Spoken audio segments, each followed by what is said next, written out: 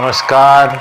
તમારી ચુસ્તી, સ્ફૂર્તિ અને તંદુરસ્તી માટે હંમેશા હાજર છે health campus YouTube video channel. જ્યાં દોસ્તો તમે જોવાનું શરૂ કરી દીધું છે health campus YouTube video channel, અને હું છું તમારો દોસ્ત દીપ્તેશ રાવલ.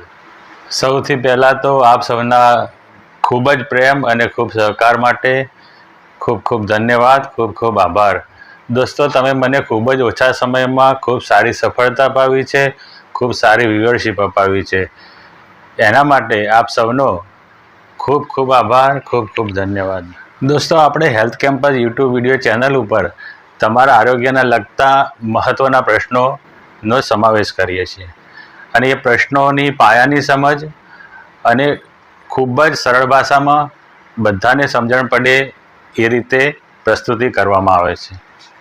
સાથે સાથે કોઈ ભ્રમ આપણામાં હોય તો એ ભ્રમ દૂર કરવાની કોશિશ કરવામાં આવે છે. કોઈ આરોગ્યને લગતી છેતરપિંડી થતી હોય તો એ છેતરપિંડીને દૂર કરવા માટેની કોશિશ કરવામાં આવે છે.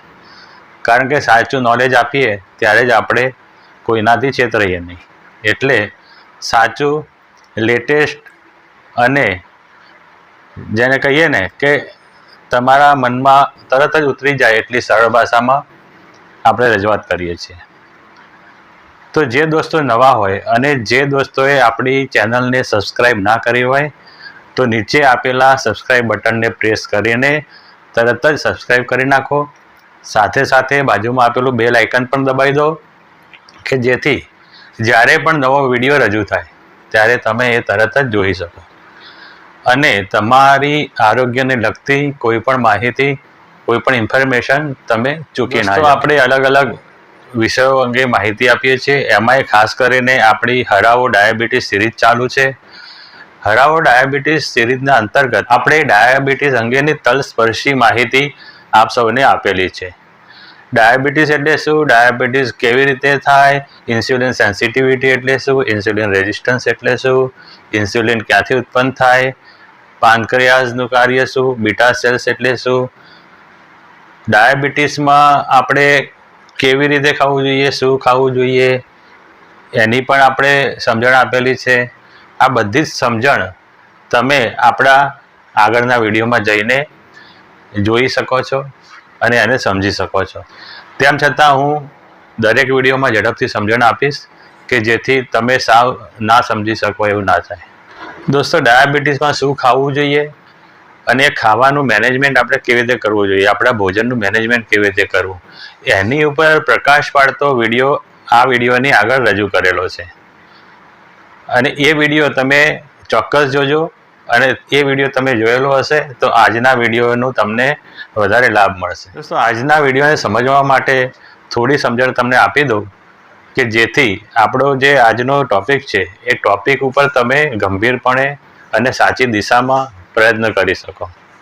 તો દોસ્તો, અત્યાર સુધી આપણે જાણ્યું જ છે કે આપણા ભોજનને ડિવાઈડ કરીને આખા દિવસમાં દરેક નાસ્તામાં અને દરેક જમવાના ટાઈમે ફેટ્સ, કાર્બોહાઈડ્રેટ્સ, પ્રોટીન અને ફાઇબર એ બધાનું જ મિશ્રણ દરેક નાસ્તામાં અને દરેક જમવા સમયે હોવું જોઈએ. દોસ્તો, એના સિવાય આપણા જમવાનો રેગ્યુલર ટાઈમ હોવો જોઈએ. કોઈ પણ ભોજન કે કોઈ પણ નાસ્તો આપણે સ્કીપ ના કરવો જોઈએ. એના સિવાય દોસ્તો, આપણે આપણા આગળના વિડીયો દ્વારા જાણ્યું છે કે આપણે પોર્શન કંટ્રોલ કરતાં શીખવું જોઈએ. એ કોઈ પણ વસ્તુનું તમે જ્યારે પોર્શન કંટ્રોલ કરશો, ફેટ, કાર્બોહાઈડ્રેટ્સ, પ્રોટીન એ બધાનું પોર્શન કંટ્રોલ કરીને તમે જ્યારે એને ડિવિઝન કરશો આખા દિવસમાં, ત્યારે તમને તમારા ડાયાબિટીસને હરાવવા માટે મેક્ઝિમમ ફાયદો થશે, મેક્ઝિમમ બેનિફિટ થશે. દોસ્તો, એ સિવાય આપણે એ પણ સમજ્યા છે કે નાસ્તો કરવો કેટલો અગત્યનો છે. બે ભોજનના ટાઈમ સિવાય આપણા સમગ્ર દિવસ દરમિયાન નાસ્તાના ટાઈમ સેટ કરવા અલગ જરૂરી છે. અને નાસ્તો કરવાથી તમારું બ્લડ શુગર એકદમ શૂટઆઉટ નથી થતું અને આખો દિવસ બ્લડ શુગર મેન્ટેન રહે છે. એટલે આપણે નાસ્તાનું મહત્ત્વ સમજાવતો એક સ્પેશિયલ વિડીયો રજૂ કરેલો છે. તમે ના જોયો હોય તો એ તમે આપણી ચેનલ ઉપર જઈને જોઈ શકો છો. આ બધા જ ઇમ્પોર્ટન્ટ વિડીયોની લિંક હું આપણા ડિસ્ક્રિપ્શન બોક્સમાં પણ મૂકીશ, તમે ત્યાંથી પણ જોઈ શકશો. દોસ્તો, એના સિવાય આપણે આપણી જરૂર પૂરતું પાણી પીવું ખૂબ અગત્યનું છે. દરેક માણસે લગભગ 2 થી 3 લીટર પાણી દિવસ દરમિયાન એટલે કે 24 કલાકમાં પીવું જરૂરી છે. એટલે તમે જો પાણી પીવામાં કચાશ રાખશો, પાણી નહીં પીવો, તો તમારું ડાયાબિટીસ પણ કંટ્રોલ કરવામાં મુશ્કેલી પડશે. એટલે તમારે રેગ્યુલર ટાઈમે સમગ્ર દિવસ દરમિયાન 3 લીટર જેટલું પાણી પીવાની જરૂર પડે છે. દોસ્તો, રેગ્યુલર પાણી પીવાનું ધ્યાન રાખવા સિવાય આપણે આપણા બ્લડ શુગરનું પણ ધ્યાન રાખવું જોઈએ. આપણે આપણા અગાઉના 2 વિડીયોમાં સમજાયેલું છે કે ફાસ્ટિંગ બ્લડ શુગર એટલે શું અને જમ્યા પછીનું બ્લડ શુગર એટલે શું, એ બંનેનું શું મહત્ત્વ હોય છે. દોસ્તો, ફાસ્ટિંગ બ્લડ શુગર એટલે FPG એટલે કે ફાસ્ટિંગ પ્લાઝમા ગ્લુકોઝ, અને જમ્યા પછીનું 2 કલાકનું રીડિંગ એટલે PPG એટલે કે પોસ્ટ પ્રાન્ડિયલ ગ્લુકોઝનું લેવલ. એટલે આ બંને લેવલના માપ આપણે રેગ્યુલર માપીને આપણી દવાઓ, આપણું ડાયટ, આપણી લાઈફસ્ટાઈલ એ બધું આપણે એડજસ્ટ કરવાનું છે. અને એડજસ્ટમેન્ટ કરવાથી જ તમારા બ્લડ શુગર ઉપર તમે કંટ્રોલ મેળવી શકશો અને તમે ડાયાબિટીસને હરાવી શકશો. દોસ્તો, આપણે ભોજનને સમગ્ર દિવસ દરમિયાન કેવી રીતે ડિવાઈડ કરવું, કેવી રીતે વહેંચીને ભોજન લેવું, એ આપણે સમજ્યા. હવે તમને એટલું અપ ટુ ડેટ હું ટાઈમ ટેબલ આપવા જઈ રહ્યો છું કે એ ટાઈમ ટેબલ જો તમે ફોલો કરશો તો તમે ચોક્કસ રીતે 100% ડાયાબિટીસને હરાવી શકશો અને આખો દિવસ તમને તાજગી રહેશે. અને એના સિવાય તમારી ઇમ્યુનિટી બી સારી રહેશે, જેનાથી તમે બીજા રોગોથી પણ બચી શકશો.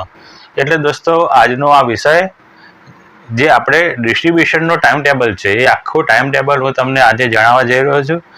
અને એટલું પ્રિસિઝન છે, એટલું મેં વહેંચીને તમને જણાવેલું છે કે તમે જો સ્ટ્રિક્ટલી ફોલો કરશો તો ડેફિનેટલી તમને લાભ થશે.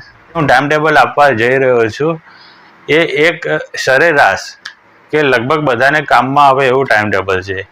પરંતુ તમે આ ટાઈમ ટેબલમાં તમારા વ્યક્તિગત રીતે થોડા ઘણા ફેરફારો કરીને તમારા માટે સ્પેશિયલ ટાઈમ ટેબલ, અને એ ટાઈમ ટેબલમાં આવતા જે કેવી રીતે ખોરાકો છે એ તમે ખોરાકો નક્કી કરી શકશો. સાથે સાથે દોસ્તો, તમે જો ક્રિએટિવ રહેશો અને તમે ખૂબ જ પોઝિટિવ માઇન્ડ રાખીને તમે તમારા રીતે ક્રિએટિવલી વિચાર કરીને તમે પોતાનું ભોજન નક્કી કરશો કે જે મેં ટાઈમ સ્લોટ બતાવો એમાં તમારી પસંદગીનું ભોજન સારી ચોઈસ એટલે તંદુરસ્ત રીતે, હેલ્ધી રીતે આપણે કેવી રીતે પસંદ કરી શકીએ, એ જો તમે ડિસાઈડ કરશો તો આ જે ટાઈમ ટેબલ છે એ વધારે ઇન્ટરેસ્ટિંગ બનશે. અને પેલી જે કોમન વાત મેં આપણે ગયા વિડીયોમાં પણ કહી હતી, એ જ ફરીથી આખું જે ટાઈમ ટેબલ શરૂ થાય એ પહેલાં એક કોમન વાત જણાવી દઉં કે આખા ટાઈમ ટેબલમાં આવતી જે એક ચોઈસની વાત છે કે તમારે આ ખાવું જોઈએ કે આ ખાવું જોઈએ, એમાં તમારે હેલ્ધી ચોઈસ પસંદ કરવાની છે. એટલે દોસ્તો, એમાં ફેટ, પ્રોટીન, કાર્બોહાઈડ્રેટ્સ અને ફાઇબરનો સમાવેશ કરવાનો છે. સાથે સાથે આપણે હેલ્ધી ફેટ્સ ખાવાના છે, એટલે કે જેમાં LDL ઓછું હોય ને HDL એટલે કે સારું કોલેસ્ટ્રોલ વધારે હોય એવી ફેટ ખાવાની છે. બીજું દોસ્તો, જે આપણે પ્રોટીન ખાવાનું છે એ પ્રોટીન લીન પ્રોટીન એટલે કે જેમાંથી ફેટ ઉતારી દીધેલી હોય એ ટાઈપનું પ્રોટીન ખાવાનું છે. શાકાહારી દોસ્તો માટે તો જે કઠોળ અને દહીંમાંથી પ્રોટીન મળે છે એટલે એ લગભગ ઓછી ફેટવાળું જ હોય છે. પરંતુ જે માંસાહારી મિત્રો છે એમને ખાસ એ ધ્યાન રાખવું કે જે પ્રોટીન છે એમાંથી ફેટ ઉતારી દીધેલી હોય. એના સિવાય દોસ્તો, જો ડેરી પ્રોડક્ટ આપણે પસંદ કરીએ, દૂધની બનાવટો, તો એ લો ફેટ દૂધ પસંદ કરવું જોઈએ. અને એમાંય ખાસ કરીને જો તમે ગાયનું, દેશી ગાયનું દૂધ પસંદ કરશો તો એ દૂધની સારી ચોઈસ કહેવાશે. એટલે આટલી હું તમને આખી આ જે આખું ટાઈમ ટેબલ આવી રહ્યું છે એનું આ એક આખું કોમન વાત મેં કહી, કારણ કે દર વખતે એ વાત કહેવી ના પડે. એટલે હું જ્યારે કોઈ પણ વાનગીનો કે કોઈ પણ ખાદ્ય પદાર્થનો હું ઉલ્લેખ કરું ત્યારે એ ઉલ્લેખ તમે એ હેલ્ધી રીતે બનાવેલો છે એ જ નક્કી કરજો. કારણ કે દરેક ખોરાક 2 રીતે બનાવી શકાય. એકનો એક ખોરાક તમે ખૂબ વધારે પડતું તેલ, વધારે પડતું મીઠું નાખીને અનહેલ્ધી બનાવી શકો છો, અને એનો એક ખોરાક તમે વિચારીને ઓછી ફેટવાળું, ઓછા મીઠાવાળું એ રીતે પણ બનાવી શકો છો. એટલે સારી વાનગી બનાવવાની જવાબદારી અને ખૂબ પોઝિટિવનેસ એ તમારી ઉપર ડિપેન્ડ રહેશે. એટલે હવે આગળ જે હું વાનગીઓનો ઉલ્લેખ કરીશ કે કોઈ ખાદ્ય પદાર્થોનો ઉલ્લેખ કરીશ એ આપણે એવું ધારી લઈએ કે એ તમે હેલ્ધી રીતે જ બનાવશો. તો ચલો આપણે ટાઈમ ટેબલ જોઈએ. તો મેં ખૂબ વિચાર કરીને તમારા માટે ખાસ હું ટાઈમ ટેબલ લઈને આવ્યો છું અને મેં એ નોટ કરી રાખ્યું છે. જો આ મેં આખું તૈયાર કર્યું છે. હું તમને આમાંથી એક એક પોઈન્ટ ખૂબ સરસ રીતે સમજાવીશ અને તમને અમુક ચોઈસ પણ આપીશ કે જેથી તમે તમારું ભોજન નક્કી કરી શકો. દોસ્તો, આપણે પાછલા વિડીયોમાં જોયું હતું કે આપણા માટે 2 ટાઈમના ભોજન સિવાયના નાસ્તાઓનું મહત્ત્વ છે. એટલે એ રીતે મેં આખા નાસ્તા સાથેનું ટાઈમ ટેબલ બનાવ્યું છે. તો ચલો હવે એક એક આપણે મુદ્દા જોઈ લઈએ. દોસ્તો, આપણે પહેલો મુદ્દો એટલે કે આપણો પહેલો નાસ્તો કેટલા વાગે શરૂ થાય. હું એક એવું ધારણા મૂકીને ચાલી રહ્યો છું કે સામાન્ય રીતે બધા 6 વાગે ઉઠે અને એ પછી એમની દિનચર્યા શરૂ થાય. એટલે 6 સાડા 6 વાગે ઉઠીને તમારી જો દિનચર્યા શરૂ થતી હોય તો આ ટાઈમ ટેબલ એ પ્રમાણે છે. જો તમે વહેલા ઉઠતા હોય તો એ ટાઈમ ટેબલને થોડું આગળ લઈ જવાનું. તમે થોડા જો મોડા ઉઠતા હોય તો આ ટાઈમ ટેબલને થોડું પાછું લઈ જવાનું. એટલે આપણે 6 સાડા 6નો ટાઈમ નક્કી કરીને એ રીતે હું તમને આ જણાવી રહ્યો છું. દોસ્તો, આપણો પહેલો નાસ્તો 7 થી 8 વાગ્યાની વચ્ચે એટલે કે ખાસ કરીને આપણે જ્યારે ચા આપણી તૈયાર થાય એટલે ચા સાથે કરવાનો છે.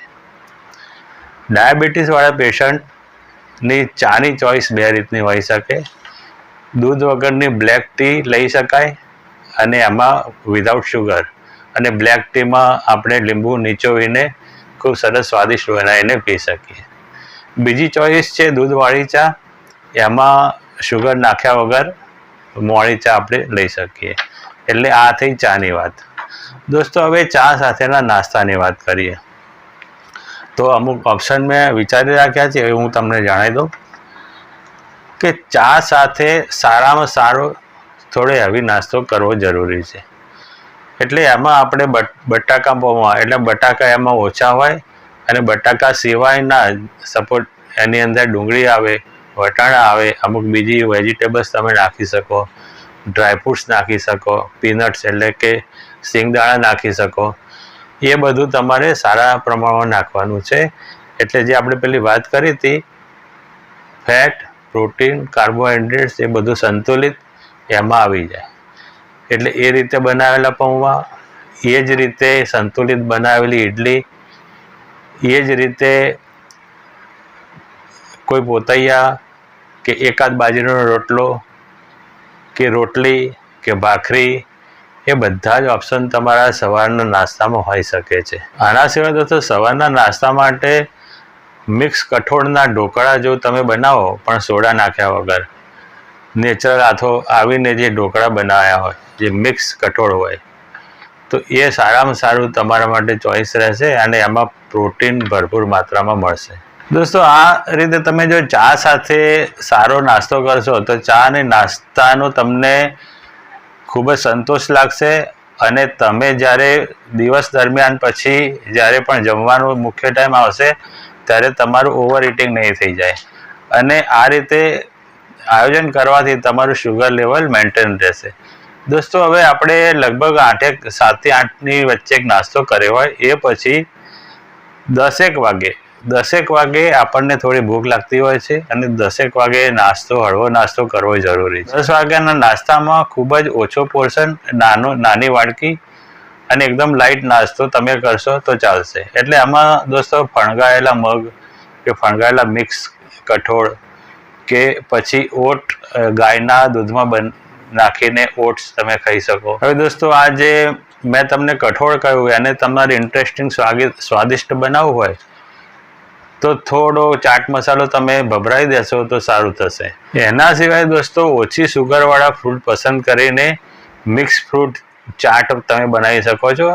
મિક્સ ફ્રૂટના ટુકડા હોય એની પર થોડો ચાટ મસાલો તમે નાખીને નાની વાડકી ખાઈ શકો છો. એટલે આ 10 વાગ્યાનો નાસ્તો આ ટાઈપનો હોવો જોઈએ.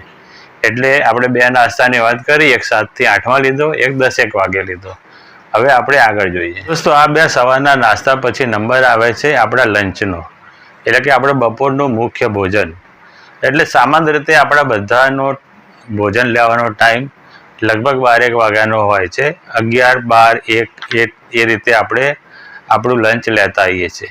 એટલે દોસ્તો લંચમાં તમે જે લંચ લેતા હોય, રોટલી દાળ ભાત શાક કે રોટલો અને દાળ ભાત શાક કે જે તમારી ચોઈસ હોય એ તમે જેમ આપણે ગુજરાતી ભોજન હોય છે એ ભોજન આપણે લેવાનું છે.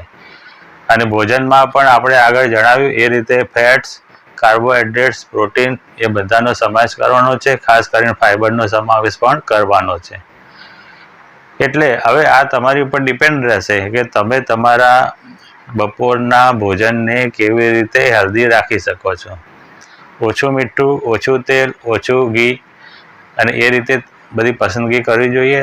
દાખલા તરીકે આપણે જો ભાત પસંદગી કરીએ તો આપણે જે પોલિશ કરેલા ભાત છે એને જવા દઈને છડ્યા વગરના ભાત, બ્રાઉન રાઈસ એ બધી જે ચોઈસ રાખીએ તો એ વધારે સારું રહે. એટલે પેલું જે કહેવાય છે ને કે ડાયાબિટીસવાળા ભાત ના ખાઈ શકે, તો એ તમારે ભાત ખાવા પણ મળે અને તમને એનો ફાયદો બી મળે. કાઢી નાખેલા જે ભાત હોય છે આપણે બાસમતી કહીએ છીએ, દુબાર, તીબાર એ બધી વેરાયટી હોય છે, એમાં બધું જ પોષણ કાઢી નાખેલું હોય છે. એટલે એવા ભાતની જગ્યાએ તમે હેલ્ધી ઓપ્શન પસંદ કરી શકો છો. બીજું, ભાતની જગ્યાએ તમે મિલેટ્સનું ભાત જેવું બનાવીને ખાઈ શકો છો. એટલે આમ એને ખીચડી બી કહે છે પણ એ ભાત તરીકે પણ ખવાતી હોય છે. એટલે મિલેટ્સનું પણ એક ઓપ્શન રાખી શકાય. બીજું, રોટલીમાં પણ આપણે દરરોજ વેરાયટી રાખી શકીએ. એક દિવસ ઘઉંની રોટલી, એક દિવસ બાજરીનો રોટલો, એક દિવસ રાગીનો રોટલો, એ રીતે અલગ અલગ બીજા પણ મિલેટ્સ છે એ બધા મિલેટ્સનો તમે આખા અઠવાડિયામાં ઉપયોગ કરી શકો છો. એટલે આ રીતે આપણે ખૂબ જ ક્રિએટિવ રહીને આપણા ભોજનમાં ફેરફાર કરી જવાથી આપણને ઘણો લાભ થતો હોય છે. અને દર વખતે હેલ્ધી ભોજન બનાવવાનું યાદ રાખવાનું જ છે. દોસ્તો, આ બપોરનું જે ભોજન છે એ તમે સવારે જ્યારે 2 વાર નાસ્તો કર્યો હોય ત્યારે તમારી ભૂખ થોડી સંતોષાઈ ગયેલી હશે. એટલે દોસ્તો બપોરનું ભોજનમાં તમે ઓવર ઇટિંગ નહીં કરો. અને ઓવર ઇટિંગ નહીં કરવાથી તમારા પાચન તંત્રને પણ થોડી રાહત થશે અને પાચન તંત્ર તમે જમેલા ખોરાકનું સંપૂર્ણ પાચન કરી શકશે. અને આ રીતે ખોરાક જ્યારે સંપૂર્ણ પાચન થાય ત્યારે ડાયાબિટીસને તો ફાયદો થાય જ છે, એના સિવાય આપણી ઓવરઓલ હેલ્થ એ પણ ઘણી સારી થઈ જતી હોય છે. એટલે દોસ્તો આ હતું આપણી બપોરના ભોજનની વાત. હવે આપણે આગળ જોઈએ તો આપણે ભોજન 12 વાગે લઈ લીધું, 11, 12 કે 1 વાગે લઈ લીધું. એના પછી આપણે 3 થી 4 ની વચ્ચે એક નાસ્તો કરવો જરૂરી છે. બપોરે 3 થી 4 ની વચ્ચે એક નાસ્તો કરવાનો. આપણામાંથી ઘણા બધા મિત્રો ચા પીતા હોય છે, ઘણા નથી પીતા હોતા. જે લોકો ચા પીતા હોય એમને વાંધો નહીં, એ હેલ્ધી રીતે ચા બનાવી શકે. ડાયાબિટીસ હોય તો ખાંડ વગરની ચા તમે બનાવી શકો. દૂધ વગરની ચા પીતા હોય તો દૂધ વગરની બનાવી શકો. એટલે એ તમારી ઉપર ડિપેન્ડ છે. અને દોસ્તો આ ચા સાથે હળવો નાસ્તો લેવો જરૂરી છે. એટલે હળવા નાસ્તામાં એકાદો ખાખરો કે એક નાની વાટકી મમરા કે શેકેલા ચણા કે શેકેલા સિંગદાણા અને ચણાનું મિક્સચર, એ બધો એવો હળવો નાસ્તો તમે આ ચા સાથે લઈ શકો છો. એ 3 થી 4માં નાસ્તો કરી લીધો પછી આપણું સાંજનું વાળું કે સાંજનું જમવાનો ટાઈમ આવે.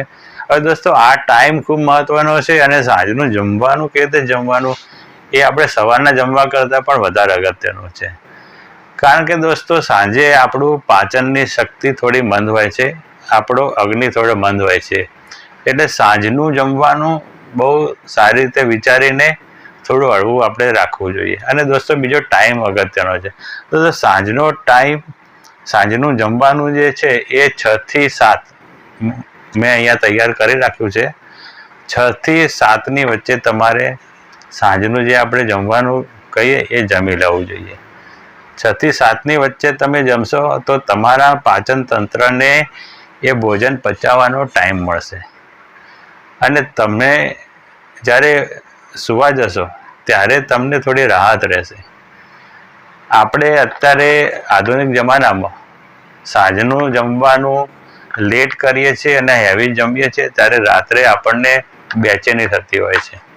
એટલે રાત્રે આપણને બેચેની ના થાય અને આપણું ડાયાબિટીસ એકદમ વધી ના જાય એના માટે સાંજે 6 થી 7માં આપણું સાંજનું જમવાનું પતાવી દેવાનું જરૂરી છે. એટલે દોસ્તો સાંજના જમવામાં આપણે ગુજરાતીમાં જે યુઝ્યુઅલ હોય છે એ લગભગ હળવું જ હોય છે. એમાં પણ આપણે હળવી રીતે બનાવીએ એટલે એ સારામાં સારું થશે. ભાખરી શાક, ખીચડી કઢી, દૂધીના મુઠિયા, પોતૈયાને દહીં, દાળ ઢોકળી, આ બધા જ ઓપ્શન આપણા માટે સાંજે જમવા માટે અવેલેબલ છે. એટલે સાંજનું જમવાનું ટાઈમસર 6 થી 7ની જ વચ્ચે અને આ રીતે હળવી ચોઈસ સાથે અને થોડું આપણે જાણે એક ઉણોદર શબ્દ આવે છે, સહેજ ભૂખ રહી જાય એ ટાઈપે સાંજે જમવાનું છે. સાંજે પેટ ભરીને જમવાનું નથી હોતું, તો સાંજે થોડું જમવાનું જે ખોરાક છે એ પણ લાઇટ પસંદ કરવાનો અને એમાં પણ થોડી પેટમાં જગ્યા રાખવાની. તો એ રીતે આપણે સાંજનું જમવાનું 6 થી 7માં પતાવવાનું છે. દોસ્તો હવે જ્યારે સાંજે આપણે 6 થી 7માં જમવાનું પતાવી દઈએ અને પછી આપણે આરામથી કંઈ ટીવી જોતા હોઈએ કે આપણું રીડિંગ કરતા હોઈએ કે આપણું કંઈ કામ કરતા હોઈએ, તો પછી એના પછી આપણને થોડી ભૂખ લાગવાની શક્યતા રહે છે. તો દોસ્તો જમ્યા જે આપણું સાંજના વાળુનો જે ટાઈમ હતો, જે સાંજનો જમવાનો ટાઈમ હતો, એ ટાઈમ પછી તમને સૂતા પહેલાં જો ભૂખ લાગે તો દોસ્તો 8 થી 9ની વચ્ચે તમે ફરીથી એક હળવો નાસ્તો કરી શકો છો. અને એ નાસ્તો ખૂબ જ હળવો, ખરેખર હળવો હોવો જોઈએ. સપોઝ એક તમે ખાખરો ખાધો અથવા તો મગની દાળનો એકાદ પુલ્લો અથવા તો ખાલી એક વાટકી લો ફેટ દહીં ખાધું. એ રીતે તમારી ચોઈસ પ્રમાણે જો તમને સાંજના જમવા પછી પણ ભૂખ લાગે તો 8 થી 9ની વચ્ચે એક હળવો નાસ્તો તમે લઈ શકો છો. તો આપણે સાંજનો છેલ્લો નાસ્તો જમી લીધા પછી ટાઈમસર સૂઈ જવું જરૂરી છે. દોસ્તો 10 થી 10:30માં તમે શાંતિથી સૂઈ જશો તો તમને ખૂબ જ સારી ઊંઘ આવશે અને તમને રાતે ખૂબ જ આરામ મળશે અને તમારું ડાયાબિટીસ પણ કંટ્રોલમાં રહેશે, તમારું શુગર લેવલ કંટ્રોલમાં રહેશે. અને આ દોસ્તો તમે જો આપણે સાંજના જમવાના ટાઈમે તમે દૂધ ના લીધું હોય તો સાંજે એટલે કે રાત્રે સૂતી વખતે તમે એક વાટકી ગાયનું દૂધ પીને સૂઈ શકો છો. એટલે દોસ્તો આ રીતે આપણે આખા દિવસનું ટાઈમ ટેબલ મેં તમને ટાઈમ સાથે સમજાવ્યું. એમાં જે મેં ઉદાહરણરૂપ તમને નાસ્તા કે ભોજનનો ઉલ્લેખ કર્યો છે એમાં તમારી ક્રિએટિવિટી ઉમેરીને તમે ફેરફાર કરી શકો છો. ખાલી ધ્યાન એટલું રાખવાનું છે કે આપણે ચોઈસ હેલ્ધી રાખવાની છે અને એમાં એ પણ ધ્યાન રાખવાનું છે કે દરેક નાસ્તામાં અને દરેક ભોજનમાં ફેટ્સ હોવા જોઈએ, કાર્બોહાઈડ્રેટ્સ હોવા જોઈએ, પ્રોટીન હોવા જોઈએ અને ફાઈબર પણ જમવા સિવાય આખા દિવસ દરમિયાન તમારે તમારા શરીરને હાઇડ્રેટેડ રાખવાનું છે. એટલે કે તમારે પાણી નિયમિત રીતે પીવાનું છે. પર ડે 2.5 થી 3 લીટર આપણા પાણીની જરૂરિયાત હોય છે આપણા શરીરની. એટલે એ શરીરની જરૂરિયાત તમારે ચોક્કસ રીતે પૂરી કરવાની છે.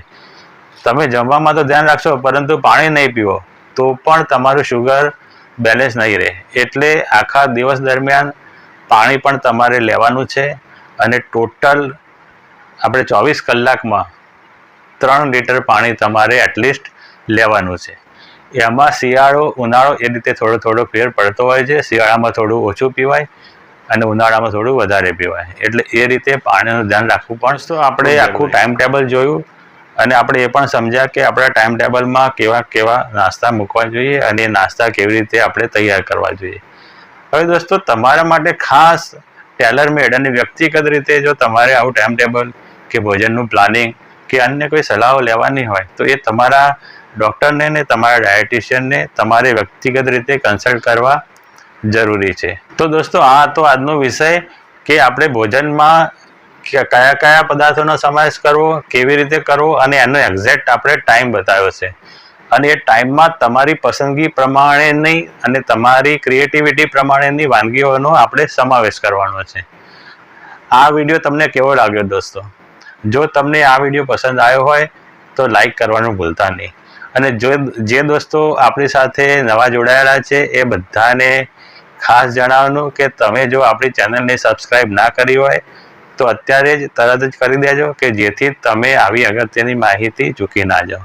દોસ્તો એક ખાસ તમને જણાવવાનું કે હવેથી આપણી ચેનલ ઉપર આપણા ડિસ્ક્રિપ્શન બોક્સમાં તમને ઉપયોગી વસ્તુઓ તમે એમેઝોન ઉપરથી ખરીદી શકશો. એટલે ડાયાબિટીસ અને બીજી તબિયતને લગતી ઘણી બધી વસ્તુઓ, સપોઝ ડાયાબિટીસ માપવાની પટ્ટીઓ, મશીન, બીપી માપવાનું મશીન, એ બધી ખાસ અગત્યની વસ્તુઓ તમે નીચે ડિસ્ક્રિપ્શન બોક્સમાં જઈને લિંક ઉપર ક્લિક કરીને ખરીદી શકો છો. તમારા માટે ખાસ આ વ્યવસ્થા એટલા માટે કરી કે તમે આ બધી વસ્તુઓ ખૂબ સરળતાથી આપણી ચેનલ દ્વારા જ ખરીદી શકો અને તમારે ક્યાંય બીજે વિશેષ પ્રયત્ન કરવો ના પડે. તો જો તમારે જરૂર હોય તો ચોક્કસથી ખરીદો. Health campus channel Instagram, Facebook, Twitter અને વોટ્સએપ ચેનલ ઉપર ઉપલબ્ધ છે. આ તમામ જગ્યાઓની લિંક હું નીચે ડિસ્ક્રિપ્શન બોક્સમાં આપી રહ્યો છું. તો તમે ડિસ્ક્રિપ્શન બોક્સમાંથી લિંકનો ઉપયોગ કરીને આપણી જોડે બીજા અન્ય સોશિયલ મીડિયામાં પણ સામેલ થજો. આ વિડીયો પ્રસ્તુત કર્યા પછી મને હવે ચોક્કસ ખાતરી છે કે તમે તમારા જમવાનું આયોજન સમયસર, સમયબદ્ધ અને તમારી ક્રિએટિવિટીનો ઉપયોગ કરીને એકદમ હેલ્ધી રીતે તમે ચોઈસ કરશો અને તમારું શુગર આખા દિવસ દરમિયાન સરસ રીતે મેન્ટેન રહેશે. નહીં ઉપર જાય નહીં નીચે જાય, એ રીતે તમારું શુગર તમે મેન્ટેન રાખશો. તો દોસ્તો, ડાયાબિટીસને હરાવવા માટે હું તમારી સાથે જ છું અને આપણે સાથે મળીને ડાયાબિટીસને ચોક્કસ હરાવીશું જ. તો બસ દોસ્તો, આજના વિડીયોમાં આટલું જ. હવે આવતા વિડીયોમાં આપણે વિશેષ માહિતી સાથે ફરીથી મળીશું. ત્યાં સુધી આપ સૌની રજા લઉં છું. આપ સૌનો ખૂબ ખૂબ આભાર, ખૂબ ખૂબ ધન્યવાદ. જય હિન્દ.